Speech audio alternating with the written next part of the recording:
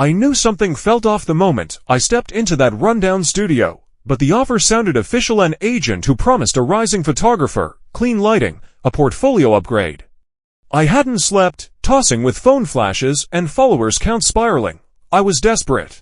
The place was smaller than the online gallery suggested. Dim overhead bulbs flickered as I waited. He greeted me with a polite smile, hair slicked back, eyes too bright. He said he'd shoot me for a viral series, artistic but edgy. I posed, soft, respectful directions. Until he didn't. I blinked when things shifted. The door locked. Two men appeared: Dan the photographer, and Todd the assistant. The studio wasn't one room, it was a trap. Don's voice was low but firm. "We need ransom. $250,000. You have assets. Your agent will pay." Suddenly, this wasn't art, it was blackmail. I was the bait. My heart thudded as fear replaced hope. They drove me out. I watched the city blur as anxiety clenched my ribs. In an isolated cabin, miles from town, they left me in a high chair. There was no negotiation, just surveillance cameras and whispered threats. Dan played the ringleader, but inconsistencies hinted at more chaos beneath. Black Plague, they called their group. But Todd sneered at the name, revealing cracks in their own story. The ransom demands felt recycled. That first night, I cried softly into my sweatshirt. I texted my mom, "I'm scared." No answer. Messages went unanswered. It felt like betrayal. Todd brought me cold food, acted almost human briefly.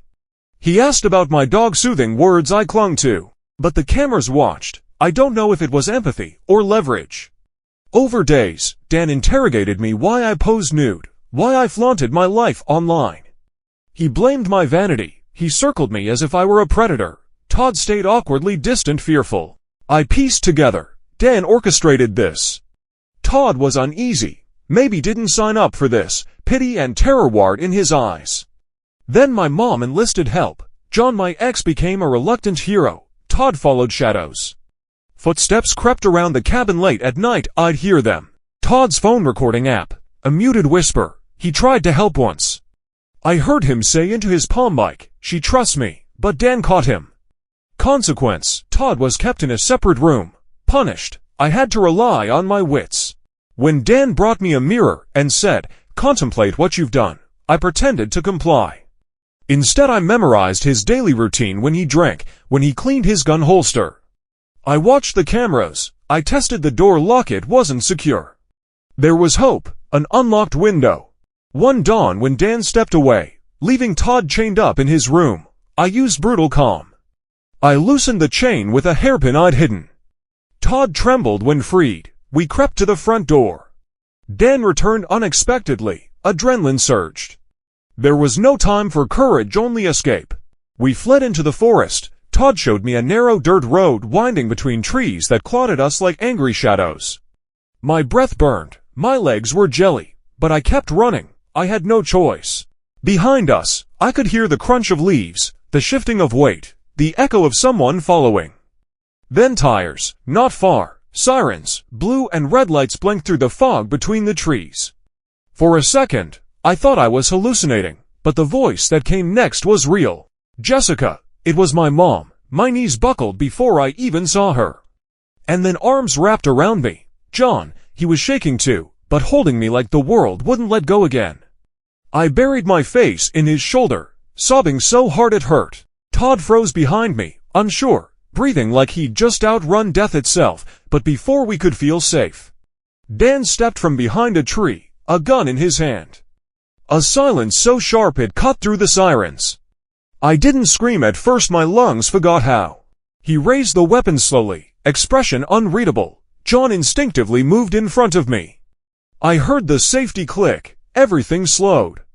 Don's hand trembled just barely. His voice was low, guttural. "You ruined it, all of you." Then chaos. John lunged. They crashed to the ground. The gun went off. I screamed. Todd darted forward, tackled Don's wrist, pried the gun from his grip. Police officers surged from the tree line, guns drawn, voices booming commands. In seconds, Dan was pinned to the ground, screaming into the earth as the handcuffs clicked. I stood there, frozen, bleeding from my lip, shaking, The nightmare unraveled in front of me, thread by thread. I watched Dan hauled away, spitting curses, calling me a liar, a whore, a fake, but it didn't matter anymore. Everyone saw him now, not as a visionary, not as a man with a message, just another predator with a Wi-Fi connection and a god complex. Todd didn't run, he didn't fight. He handed over the phone with all the recordings, the messages, the proof. He sat down on the forest floor and cried. And I believed for a moment that part of him was just as trapped as I had been. The weeks that followed were a blur of hospitals, statements, police reports, and exhaustion. My mother barely left my side. John stayed longer than he promised. Todd was arrested but treated differently, given leniency for cooperating. A judge even said he showed signs of rehabilitation. Now, every time I scroll through Instagram, I pause on a perfect photo and remember the cabin. The lies, the look in Don's eyes when he thought he controlled me. I remember what it felt like to be reduced to nothing but a body, a brand, a bargaining chip. And yet, I'm still here, not just a picture, not just a profile. A person, a survivor. Sometimes, I post again. Not thirst traps, not filters, just me, no makeup, no pretense. I let the world see the cracks, because I earned every scar.